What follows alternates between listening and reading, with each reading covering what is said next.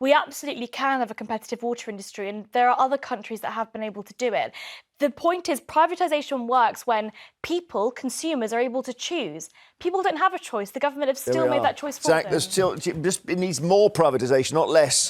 Water is a human right, and anything that's a human right should be nationalised. Ultimately, anything that should be a public service should be in public hands. What is a human right? Do you think food's a human right? Would you nationalise Sainsbury's? Nationalise food. Well, I think there's a lot to be said for making sure that everyone in the country can eat, particularly young people, which is why but would you nationalise It's food? policies like this that, by the way, that cause mass starvation in countries like the Soviet Union. I mean, that's an absurd thing to say. This is exactly what it is. When the government take control of food, when the government take control of things that are important, they end up absolutely causing ruin throughout those industries. Fundamentally, I think food, water, electricity, all of these things are incredibly important, and that's exactly why I don't want the government to take their hands on it. The point by human right is no matter how poor you are, you should have access to water and clean water. It's just as simple as that. Yeah. The human rights thing, I don't understand. I mean, we've all got a human right not to be a victim of crime. We've got a human right...